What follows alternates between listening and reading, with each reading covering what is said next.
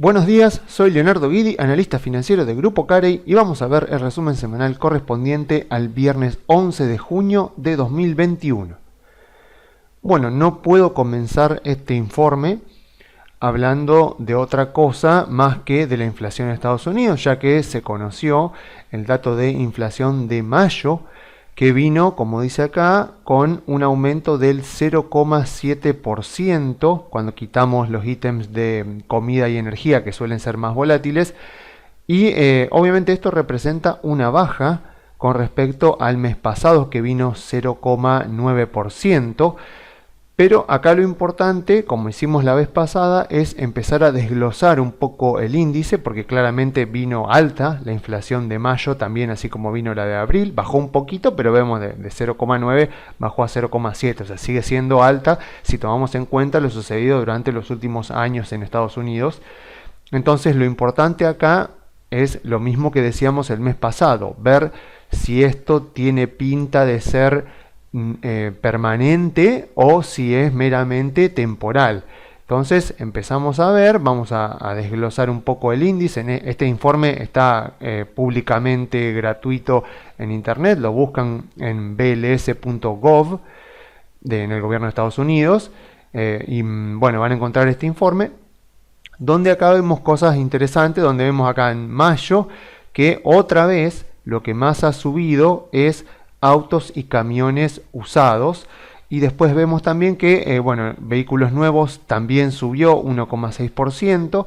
Después vemos acá también otra vez Transportation Services, que ha subido bastante. Entonces si desglosamos un poco más, vamos acá a la página 9 donde hay un desglose mucho más grande. Vemos, por ejemplo, que camiones y autos usados subió 7,3%, el mes pasado había subido 10%, y vemos nuevamente acá abajo que los pasajes aéreos subieron otra vez un 7%, habían subido un 10,2% el mes pasado.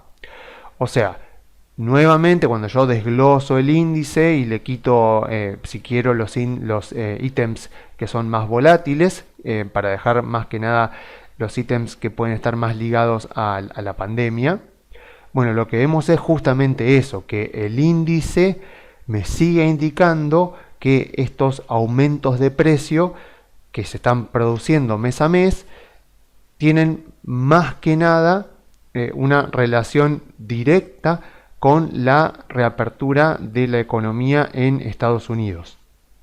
O sea, por lo tanto, es algo que parece ser temporal y no permanente. A ver, dicho de otro modo, el mercado, y cuando hablo de mercado, hablo de obviamente todos los inversores, el consenso de los inversores, subestimó la intensidad y la velocidad con la que se recuperaría la economía de Estados Unidos. Esto, obviamente, o sea, tanta velocidad, tanta recuperación inesperada, obviamente que sorprendió a los productores, sobre todo productores más de materias primas como petróleo, como hierro, como madera, pero también obviamente de otros insumos básicos, de insumos para la construcción, de productos industriales también, eso se notó mucho.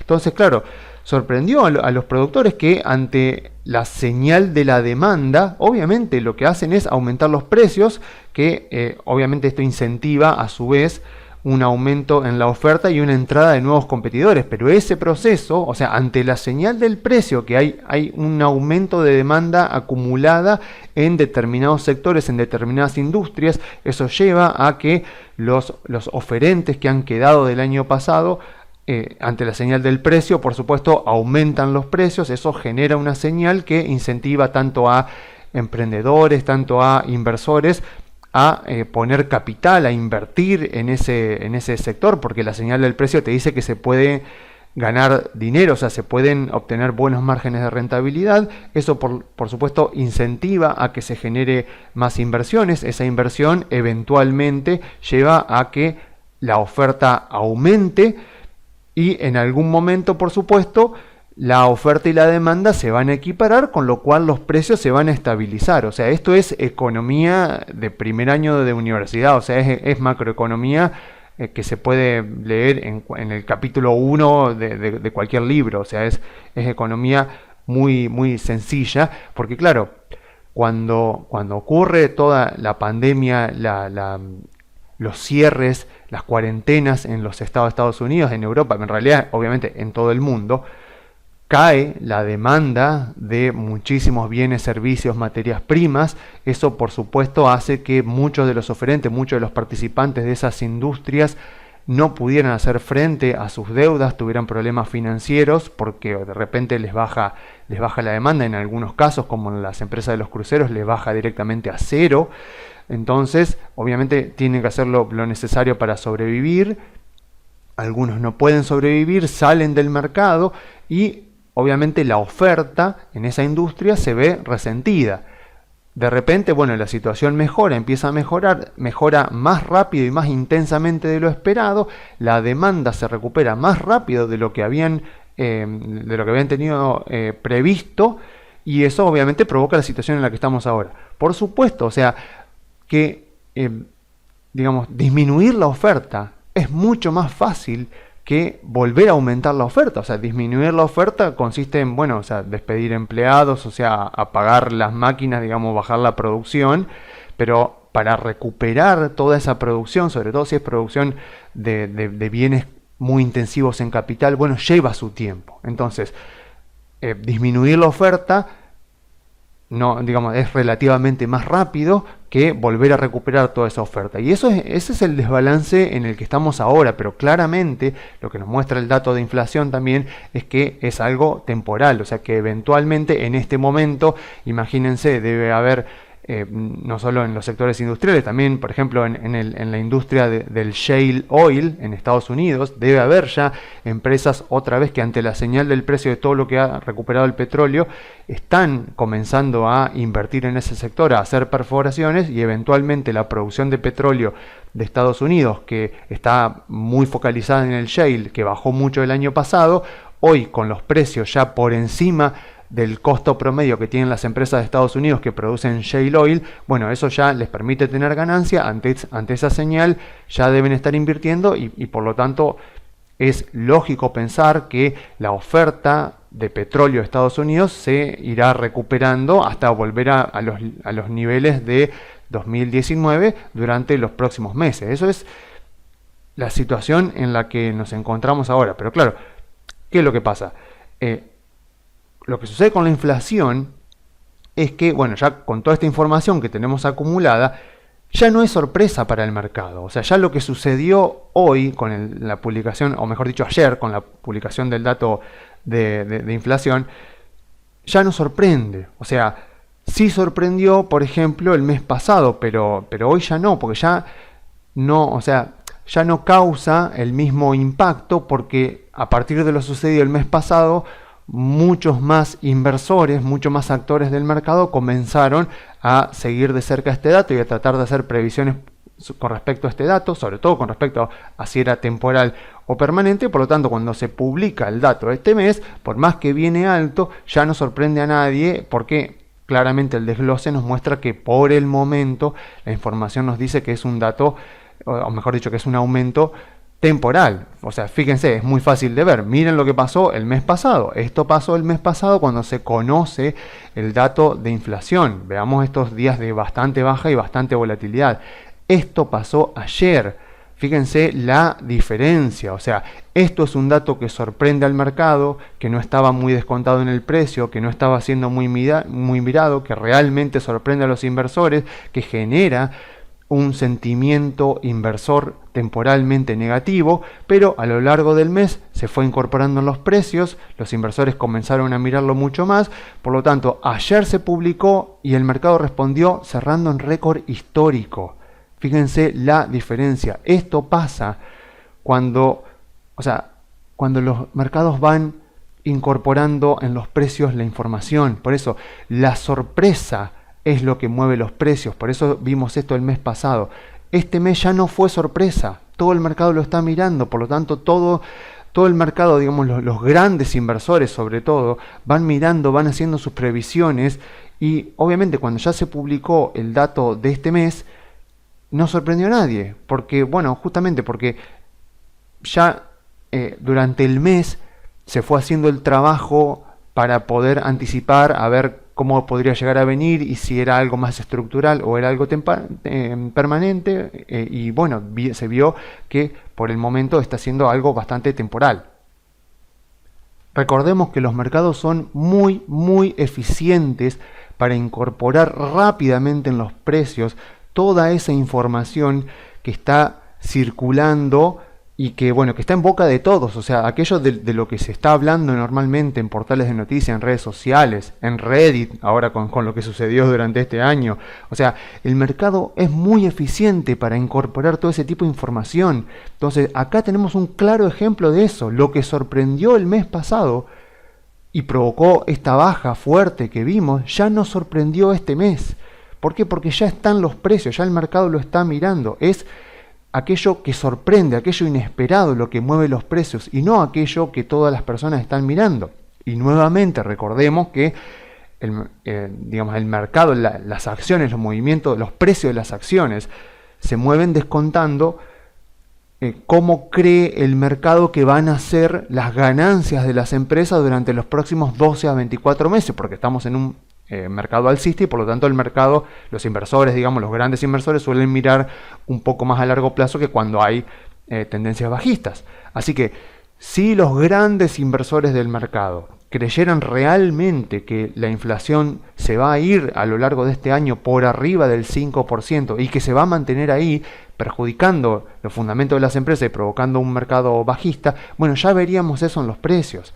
Y vuelvo a recordar que el dato interanual de inflación por ahora no tiene sentido mirarlo porque como el año pasado en esta época hubo deflación, entonces es anormalmente más alto. Pero eso ya debería prácticamente corregirse durante el próximo mes, cuando ya las cosas habían vuelto más a la normalidad en Estados Unidos, así que ya a partir del próximo mes va a tener más sentido mirar el dato de inflación interanual. Por ahora no tiene ningún sentido porque justamente se está dividiendo por un periodo demasiado anormal que sucedió durante el año pasado, durante las cuarentenas. Pero lo bueno que hay de todo esto que ha pasado durante el último mes y medio, o sea, de la preocupación que hay por el tema de la inflación, o sea, si justamente llegó para quedarse, si esto va a afectar a los fundamentos de las empresas, etcétera, etcétera, eso tiene un efecto bastante positivo y es que obviamente nos muestra que el sentimiento inversor está optimista pero cauto. O sea, no hay euforia, en el mercado, los inversores están bastante cautos.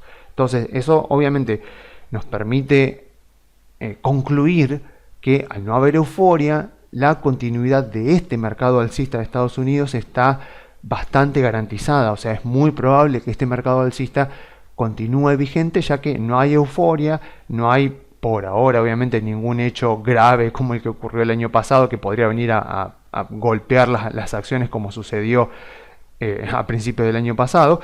Así que esto a mí me deja bastante tranquilo, porque esto me garantiza que mientras no hay euforia, estamos optimistas, pero sigue habiendo bastante racionalidad en el mercado. Entonces este mercado alcista tiene para seguir vigente por bastante tiempo más, como mínimo, por supuesto, un año más. Listo, entonces, pueden decirme, nos olvidamos de la inflación, ya está, listo, ya está con el dato de este mes, ya es un tema resuelto el tema de la inflación. Bueno, mi respuesta, por supuesto, es absolutamente no. O sea, no nos olvidemos, como les mostraba en informes pasados, de que a diferencia de lo que pasó con la crisis financiera de 2008, donde la Fed aplicó quantitative easing, flexibilización cuantitativa para poder recapitalizar a los bancos, acá vemos que ese dinero no salió a la calle. O sea, ¿qué vemos acá? En rojo vemos el porcentaje de variación anual de la compra o la venta de activos de la Fed. Acá vemos cómo fue aumentando y acá también. Después vemos cómo fue disminuyendo. En azul vemos cómo fueron variando los depósitos de los bancos comerciales en Estados Unidos, y la verde son las transferencias directas que hace el gobierno, por ejemplo, a personas y a empresas. Entonces lo que vemos acá es que en el quantitative easing de 2009, que incluso hubo 3 etapas, como vemos acá la primera, la segunda y la tercera, O sea, lo que pasó es que ese dinero no salió a la calle, ese dinero fue solamente a reconstituir reservas bancarias, a recapitalizar el sistema bancario, pero no vemos que ese dinero haya salido a la calle a través de, por ejemplo, depósitos bancarios, como sí sucedió, y lo vemos bien acá, el año pasado. Este gráfico está un poco desactualizado, pero para fijar este punto sirve, porque muestra justamente eso. Vemos cómo aumenta la compra de activos de la Fed, y también aumenta los depósitos, la variación de dinero que está depositada en los bancos, y también aumenta las transferencias de la Fed hacia las personas. O sea, ¿qué hacía la Fed? La Fed creaba de la nada reservas bancarias, se la daba a los bancos, a través de eso los bancos compraban bonos del Tesoro de Estados Unidos, porque la Fed no puede comprarle directamente al Tesoro de Estados Unidos, tienen que hacerlo los bancos. Entonces la Fed le daba reservas bancarias a los bancos con eso compraban bonos del Tesoro de Estados Unidos, y el Tesoro de Estados Unidos lo que hacía era, obviamente, darle cheques a personas, o sea, subsidio de desempleo, ayudas a las empresas. Entonces, en este caso, ese dinero sí se volcó a la calle, pero obviamente que la Fed va llevando un relevamiento de eso, y las universidades también, a ver en qué se está gastando ese dinero. Y lo que se ha visto hasta ahora es que solamente el 25% de todo ese dinero que se volcó a la economía real, podríamos decir, a personas y a empresas, solamente el 25% fue a consumo. Por ahora, el 75% aproximadamente fue más que nada a pagar deudas y a ahorros, a reconstituir ahorros. O sea, podríamos decir que es dinero que por el momento no está circulando, y eso es lo importante, porque justamente acá también, en la crisis de 2008, la Fed, es verdad, imprimió base monetaria, pero esa base monetaria no se transformó en dinero que salió a la calle. Ahora sí, pero nuevamente, a pesar de que está ahí, está guardado en los bancos, en este caso estaba guardado en forma de reservas bancarias, en este caso está guardado en forma de depósitos bancarios, que por supuesto es mucho más peligroso para la inflación, porque es mucho más fácil que este dinero empiece a circular y no este. Entonces, en este caso, sí hay que monitorizar, por supuesto, a ver si ese dinero empieza a circular, a ver cómo está la velocidad de circulación del dinero. Por ahora sigue estando en mínimos históricos, así que tiene sentido pensar de que si efectivamente los estadounidenses continúan demandando ese dinero, o sea, si la demanda de dólares continúa siendo alta, para ahorro, para inversión más que nada, lo que debería pasar es que no debemos ver una aceleración inflacionaria con motivo de todo este dinero que el gobierno ha volcado a la calle.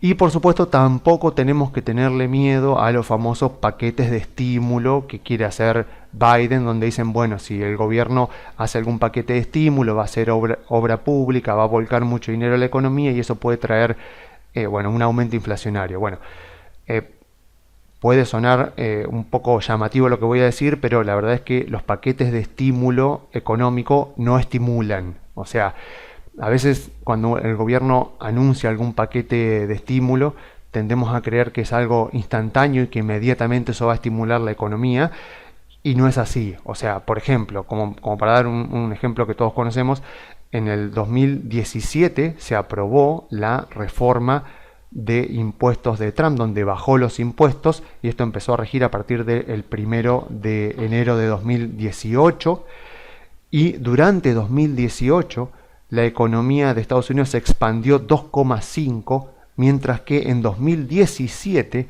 se expandió 2,7. O sea, el gobierno de Trump baja los impuestos y en 2018 la economía se expande menos que el año anterior. O sea, si alguien creía que la rebaja de impuestos de Trump iba a estimular el crecimiento económico y lo iba a acelerar, bueno, se equivocó, porque no sucedió eso. Porque no es algo, no es algo tan instantáneo, no es, como ya lo hemos explicado también, no, no es que automáticamente la rebaja de impuestos va a hacer que las empresas paguen menos, porque lo que importa es la tasa efectiva que pagan y no la marginal, como pasa cuando rebajan impuestos o cuando suben impuestos. Y de la misma manera, cuando por ejemplo Biden quiere enviar un plan de infraestructura, de la misma manera, si llega a aprobarse ese plan de infraestructura, no quiere decir que inmediatamente eso va a estimular la actividad económica, porque en el momento que se aprueba el plan, por ejemplo, se promulga la ley donde se aprueba el plan de infraestructura por X cantidad de dólares, no es que ya los trabajadores ya están listos con la pala en la mano, las máquinas ya están para prenderse y para comenzar las obras, sino que eso lleva mucho tiempo para acumular los recursos, para conseguir permisos, para enviar los planes, para evaluar los planes, para que sean aceptados. Hay un montón de regulaciones, un montón de trámites que hace que todo eso se termine postergando mucho e incluso, obviamente, si pasa mucho el tiempo, futuras administraciones del gobierno podrían aumentarlos, podrían disminuir el presupuesto para esos planes, podrían achicarlos, podrían agrandarlos, podrían directamente cancelarlos. Por ejemplo, en California hace un par de años se planteó la posibilidad de hacer un tren de alta velocidad, se planteó, se hicieron los trámites, fue aprobado todo y eventualmente se terminó cancelando. O sea, esto pasa cuando surgen la idea de planes de estímulos de obra pública para poder reactivar la economía. O sea, si efectivamente lo hacen, no lo van a hacer en el momento en que son aprobados. Entonces tampoco hay que tenerle miedo a que si Biden envía planes de estímulo económico, eso va a acelerar la inflación, porque no es algo tan inmediato.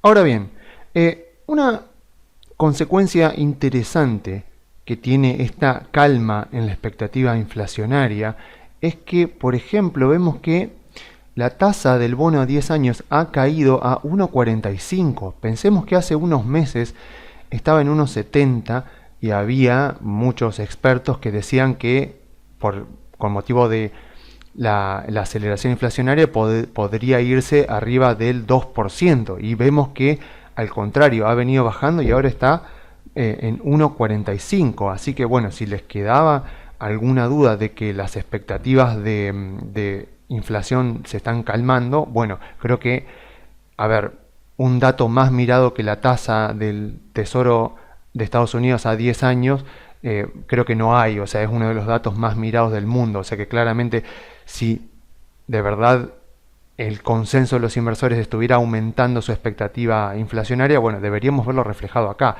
Y claro, una de las consecuencias de eso es que cuando miramos la tasa del bono a 10 años ajustada por inflación, está muy negativa. Vemos que viene negativa desde el año pasado con algunos recortes, pero vemos que sigue estando bastante negativa y ahora más aún, porque parece que sigue bajando la expectativa inflacionaria.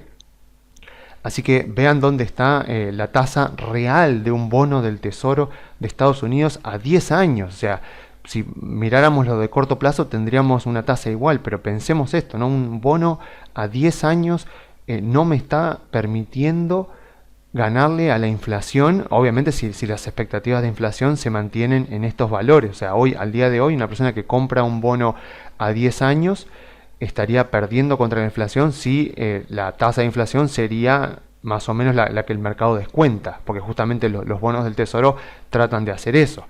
Entonces esto, bueno, obviamente tiene repercusiones por muchos lados, y una es, por supuesto, el oro. Como ya lo hemos visto, el oro tiene una correlación negativa con la tasa de los bonos del Tesoro. El tema es que el oro suele moverse bastante lento, entonces obviamente esto que está pasando, vemos acá cómo ha bajado la tasa, el rendimiento de los bonos del Tesoro con respecto al año pasado, porque acá nos va a mostrar un poco cómo ha venido la tasa, que está en negativa la tasa real del bono del Tesoro, y vemos cómo ha reaccionado el oro. Pero por supuesto, el oro tarda un poco en reaccionar, pero si uno mira en horizontes de largo plazo, uno puede decir, bueno, si efectivamente las tasas negativa de los bonos del Tesoro llegaron para quedarse y la Fed va a tratar de mantenerlas en terreno negativo porque necesita financiar al gobierno de Estados Unidos por lo menos durante este año y durante el siguiente también.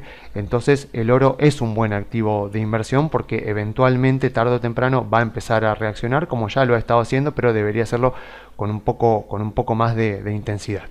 Y después otra consecuencia que tienen las tasas negativas de los bonos del Tesoro, por supuesto, es también que los inversores salen al mundo a buscar un poco más de rentabilidad. O sea, por supuesto, primero van a las acciones, a un flight to quality, digamos, a las acciones de las mejores empresas de Estados Unidos. Después empiezan a buscar empresas de otros sectores y eventualmente van migrando a Europa, van migrando a Asia. Y bueno, cuando uno ve este gráfico, ve que la región del mundo que menos se ha recuperado, si tomamos finales de 2019, tomamos los diferentes índices del MSCI, es Latinoamérica. O sea, el MSCI EAFE sería el MSCI mundial, pero quitándole Estados Unidos y Canadá. El MSCI de Europa, por supuesto, engloba todas las empresas principales de Europa. El MSCI Emerging Market obviamente engloba mercados emergentes, entre los cuales China tiene por supuesto la posición dominante. Después el MSCI ACWI sería el MSCI All Country World Index, o sea que este sería el índice representativo de todo el mundo, y el que mejor performance ha tenido, por supuesto, nos sorprende, que es Asia, pero quitándole Japón. O sea, este es el comportamiento que han tenido los índices, podríamos decir, los más representativos del mundo, y vemos claramente el rezago que tiene Latinoamérica con respecto a todo lo demás. Entonces, eventualmente los inversores ven las tasas negativas de los bonos del tesoro, salen a buscar rentabilidad, salen a buscar empresas de buena calidad y eventualmente van a ir mirando a Latinoamérica, y es algo que creo yo, en mi opinión, ha estado sucediendo durante las últimas semanas. Cuando ya se confirma efectivamente que las tasas van a ser negativas, y parece que lo van a hacer durante un tiempo, bueno, vemos por ejemplo, si comparamos Grupo Financiero Galicia, estos son todos los ADRs de Estados Unidos, vemos Grupo Financiero Galicia en naranja, Banco Bradesco en celeste y Banco Itaú de Brasil en azul. Vemos cómo los bancos de Brasil se han movido prácticamente igual desde también finales de 2019. Galicia, por supuesto que somos Argentina, así que tenemos que ser mucho más volátiles que los demás, pero vean que esto, o sea, la suba que han tenido los bancos, por ejemplo, Banco Galicia, que subió mucho el ADR durante las últimas semanas, no parece ser algo ligado a la Argentina y las elecciones puntualmente que se vienen dentro de 3 meses, sino que parece ser que esta recuperación que han tenido las acciones argentinas, por lo menos lo que yo veo acá en los bancos, es que no es algo meramente de Argentina, sino que es algo de Latinoamérica. O sea que se está empezando nuevamente a volcar dinero a Latinoamérica. O sea, eso es lo que yo veo acá en la correlación que están teniendo, por lo menos las acciones del ADR de Galicia, con la de los principales bancos de Estados Unidos. Y bueno, obviamente, o sea, también Edenor, por ejemplo, ha subido mucho. O sea, varias acciones argentinas que cotizan en Wall Street se han recuperado muchísimo, pero eso creo que sigue estando muy ligado a justamente este dinero que viene siendo volcado a Latinoamérica, y no tanto a las elecciones. O sea, miren lo pequeños que somos en relación a la capitalización de mercado de otros países del mundo, que el MSCI incluso tiene un índice de Emerging Market de Latinoamérica con exposición en Latinoamérica, porque también existe el Emerging Market solo de Latinoamérica, pero en ese, por ejemplo, está Vale, que es una empresa latinoamericana, pero que no tiene tanta exposición a Latinoamérica. O sea que quiere decir que no deriva sus ingresos principalmente de Latinoamérica, sino de muchos países del mundo. Entonces, este índice que constituye MSCI es un índice de empresas latinoamericanas cuyos ingresos están principalmente localizados acá. Entonces nos puede dar una idea justamente de cuáles son las empresas más representativas del continente. Y bueno, vemos obviamente que Banco Bradesco y Banco Itaú son las dos principales empresas, pero lo interesante es que acá marca que los países emergentes de Latinoamérica incluyen a Argentina, Brasil, Chile, Colombia, México y Perú. Cuando vamos abajo y miramos la distribución de este índice con respecto a los países, vemos que dice Brasil, México, Chile, Perú, Colombia, y Argentina no está. O sea, nos ponen en otros y nos ponen con una ponderación, como vemos acá, de 0,46%. O sea, es entendible que seamos una gota en el océano de los mercados emergentes, pero lo que nos muestra acá este índice del MSCI es que somos una gota no solo en mercados emergentes, sino en Latinoamérica. O sea, desgraciadamente así de pequeños somos. O sea, así de pequeños somos no en relación al mundo, en relación al resto de Latinoamérica, que incluso el índice del MSCI nos pondera como otros, y nos pone un 0,46% de ponderación en todo el índice de Latinoamérica con empresas con exposición a Latinoamérica. O sea, ¿qué quiere decir esto? Bueno, que obviamente cualquier dinero que ingrese a Latinoamérica, al ser tan baja nuestra capitalización de mercado, va a hacer, por supuesto, que las acciones empiecen a subir mucho. Veremos a ver qué pasa si nos bajan a emergente el próximo 24 de junio, que está bastante descontado, pero bueno, veremos a partir de ahí a ver qué periodo se inicia. Pero con respecto a las elecciones, a ver, tenemos que tener en cuenta, cuando yo miro el Merval en dólares, lo que veo en el Merval en dólares es que el mínimo se hizo en noviembre de 2012, después recuperó, o sea, podríamos decir recuperó bastante porque estábamos casi en $300 y se fue a $400, es una gran recuperación, pero vemos que realmente la tendencia alcista del Merval arranca incluso días antes, pero ya después de las elecciones. O sea, Estados Unidos es un mercado que está en tendencia alcista. Por lo tanto, los inversores están mirando principalmente las ganancias de las empresas, el comportamiento que pueden tener las empresas para los próximos 12 a 24 meses. Argentina es un mercado que viene desde hace años en tendencia bajista. Por lo tanto, la mirada de los inversores en Argentina es muy de corto plazo, es a lo sumo de 3 meses, o sea, a lo sumo a las elecciones y no después de las elecciones, porque todavía incluso no tenemos mucha información para decidir. Entonces, me parece que todavía estos movimientos que estamos viendo no están ligados a las elecciones, porque todavía no conocemos ni siquiera los candidatos. Pero aún así, obviamente, si alguien quiere posicionarse en Argentina, teniendo en cuenta que el driver político en Argentina es el más importante y que una victoria opositora para mí seguramente va a motivar, no sé si el mismo comportamiento que vimos acá en 2013, pero sí que cambien las expectativas y que empiece a entrar más dinero ya, no de inversores que buscan simplemente un poco más de riesgo, sino de inversores que realmente creen que los fundamentos de las empresas argentinas van a mejorar. Así que podemos, por supuesto, empezar a posicionarnos pensando obviamente ya en una potencial victoria opositora en las elecciones. Los bancos para mí serían los principales a estar invertidos en este momento. O sea, si quiero armar un portafolio Argentina, lo que más tendría son bancos, por supuesto también empresas como Mirgor, que siempre son excelentes. Las utilities también son empresas muy buenas, pero que obviamente ya dependen de una decisión política. Entonces, si vemos el comportamiento de las utilities, como pueden ser Transener, como puede ser Edenor, como puede ser Pampa, vemos que el principal comportamiento alcista lo han tenido ya con Macri presidente o con ya la primera vuelta del 2015 acontecida, digamos, cosa de que ya estaba el resultado. Entonces ahí sí la expectativa de que efectivamente iban a ajustar las tarifas era muchísimo más real. Entonces no creo que, o sea, no creo que sea necesario tampoco con respecto a Argentina anticiparse demasiado, porque digamos, a ver, no hay ninguna duda de que las empresas argentinas están baratas si consideramos que la situación política de Argentina va a equilibrarse un poco más, con un Congreso un poco más parejo que pueda tratar de ponerle un freno a las decisiones políticas del oficialismo. Eso siempre es bueno en los países. Yo he hablado muchas veces en los informes de lo bueno que es en Estados Unidos que el Congreso esté muy empatado. Bueno, en Argentina por supuesto pasa lo mismo. Obviamente somos un país con instituciones muchísimo más frágiles que en Estados Unidos, pero aún así tener un Congreso mucho más empatado que el que tenemos ahora sería positivo, porque le pondrían un poco más de freno a las decisiones que toma el Poder Ejecutivo. Así que si queremos empezar a posicionarnos con respecto a las elecciones, creo que bancos es lo principal que tenemos que tener, porque las utilities tienen fundamentos que dependen mucho de una decisión política, pero los bancos no tanto. Entonces serían los que primero arrancarían la suba, como pasó efectivamente en 2013.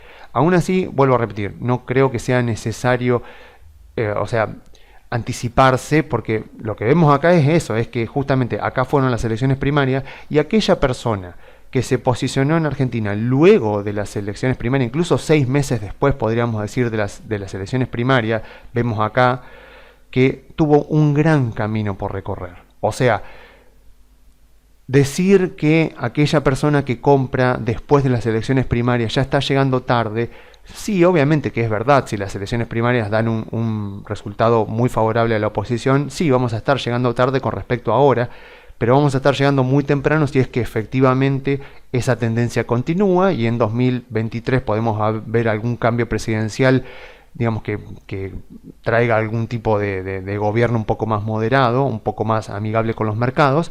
Entonces estaríamos comprando temprano para ese contexto. Entonces creo que si uno mira más la imagen de largo plazo y espera a ver qué pasa en las elecciones y si efectivamente se da un buen resultado en la oposición y se quiere posicionar en ese momento en Argentina, no estaría llegando tarde, digamos, a posicionarse en Argentina, si es que efectivamente después la tendencia continúa y se siguen dando señales que nos muestran que podría llegar en 2023 a ganar un candidato un poco más pro mercados.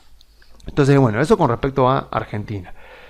Ahora bien, me pueden decir, bueno, a ver, entonces, pero en CDRs, o sea, si quiero seguir posicionado en CDRs, ¿dónde me conviene buscar oportunidades? Bueno, para eso, para ver, a ver, digo, ¿de qué, digamos, en dónde me conviene invertir? O sea, ¿dónde puedo buscar oportunidades en CDRs? Para eso a mí me resulta bastante útil hacerme la pregunta, hacerme la siguiente pregunta, ¿en qué sectores, industrias o empresas parecen estar enfocados los inversores en este momento y cuáles sectores, industrias y empresas parecen estar siendo ignorados? Entonces, justamente en estos últimos, en los que parecen estar siendo ignorados, es en donde más es probable que vayamos a encontrar empresas que estén muy baratas con potencial de darnos grandes rendimientos. Entonces yo miro, a ver, en qué se están enfocando principalmente los inversores ahora, cuáles son los sectores y las empresas que están siendo más ignoradas. Entonces puedo decir, bueno, a ver, acá en estas empresas, en este sector que parece estar siendo más ignorado, si trabajo un poquito más, si lo estudio un poquito más, si miro un poco más los fundamentos, puede ser que encuentre un poco de información y algún tipo de oportunidad que me permita obtener un rendimiento que supere al índice durante los próximos meses.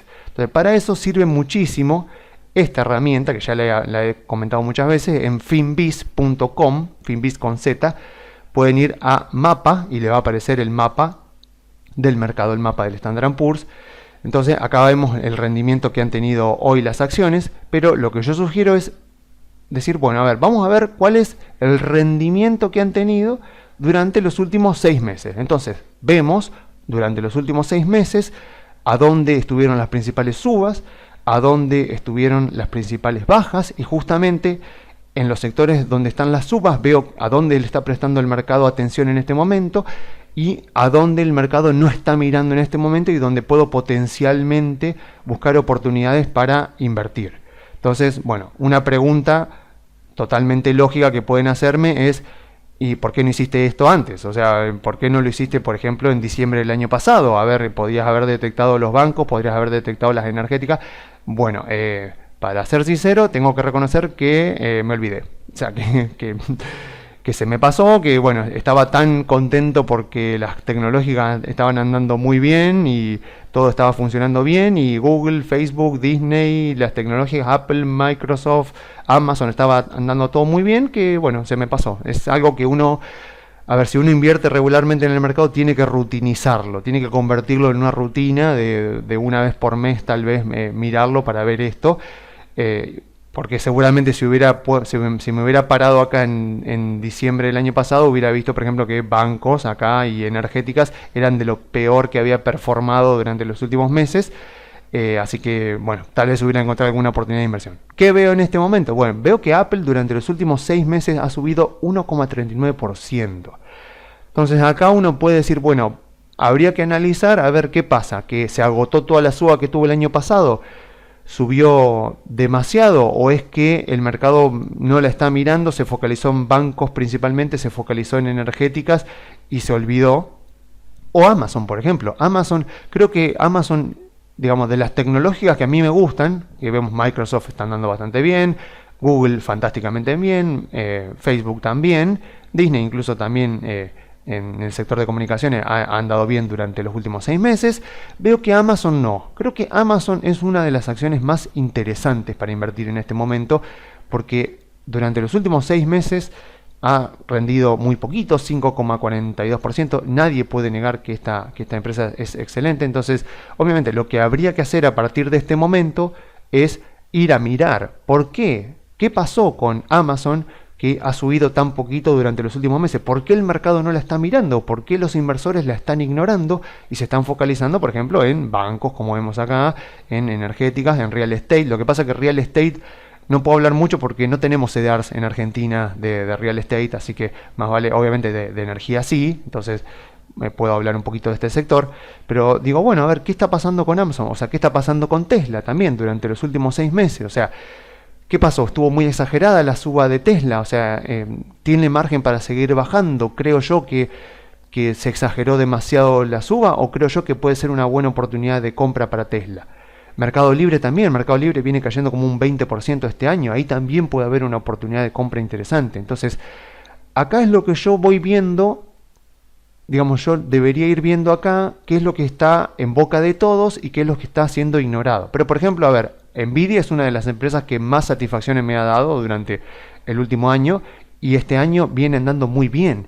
Entonces, eso no quiere decir, por supuesto, que yo ahora tenga que vender Nvidia para comprar Amazon. No es eso lo que hay que hacer, porque esta metodología, podríamos decir, esta estrategia para tratar de, si yo tengo plata líquida, tengo plata disponible para invertir, a dónde me conviene invertirla, tengo que, obviamente, llevarla adelante siempre dentro de un contexto, siempre dentro de la metodología top-down. Por eso es que creo que conviene hacer un par de aclaraciones, 3 aclaraciones puntualmente. En primer lugar, obviamente, esto no quiere decir, hacer esto no quiere decir que, digamos, si estoy invertido en una empresa a la cual está yendo muy bien, caso Nvidia, por ejemplo, yo tenga que venderla para comprar la otra empresa que quedó rezagada, como puede ser Amazon o Apple, por ejemplo. O sea, no. O sea, esto está más pensado para hacer un rebalanceo de portafolio. O sea, claramente, si yo tenía un portafolio, claramente Google y Facebook y Microsoft tal vez ahora estén teniendo una ponderación más alta. Y si yo tengo dinero para invertir, ¿a dónde me convendría invertir ese dinero manteniendo los sectores que me gusta comprar? Y bueno, yo pondría el dinero más en Amazon. Tendría que ver Apple también, a ver si tiene sentido. Si me gusta Tesla también, ver a ver si me conviene, pero obviamente no. Si tengo dinero para rebalancear mi portafolio, no lo voy a poner en Google, por ejemplo. Tampoco quiere decir que tengo que vender Google, a ver que se entienda esto. Quiere decir que rebalanceo mi portafolio para mantener los porcentajes lo más equilibrado posible, para que no se me desbalancee el portafolio con una gran ponderación hacia una sola empresa, o hacia 2 o 3 empresas, o hacia un solo sector, porque eso me puede terminar repercutiendo negativamente en el futuro si tengo un portafolio demasiado sesgado hacia un sector. Entonces, mi conclusión, digamos, lo que quiero dejar en claro con esto es que la idea no es ir saltando de una acción a otra. No es que, bueno, como ahora Nvidia me estuvo yendo bien, pero veo que Amazon está rezagada, vendo una y me paso a la otra, porque, a ver, las webs donde hay papers académicos están llenas de investigaciones donde han demostrado que empezar a saltar de una acción a otra, comprar una acción, mantenerla un par de meses, venderla, comprar otra, ir saltando de una acción a otra, es el camino perfecto para eliminar todo nuestro ahorro y eliminar todo nuestro portafolio. O sea, hay personas que tradean su portafolio hasta dejarlo en la bancarrota. Obviamente no lo hacen voluntariamente, pero lo hacen bajo esta falsa ilusión de que son capaces de predecir el mercado a corto plazo. A ver, no, esto no está pensado para eso. Está pensado para que si yo tengo dinero en este momento para invertir, vea cuáles fueron las empresas y los sectores que quedaron más rezagados, y manteniendo obviamente mi metodología top-down, entonces ahí sí puedo rebalancear el portafolio de la manera más correcta posible. Entonces, obviamente, como siempre mostramos el gráfico del método top-down, yo obviamente tengo que ser consistente con esto. O sea, tengo que ser consistente con los drivers económicos, políticos y emocionales, psicológicos de Estados Unidos. Eso me dice, por ejemplo, en este caso, que tengo que invertir en acciones, o puede ser que un poquito lo ponga en oro dado las tasas negativas, pero principalmente todo en acciones.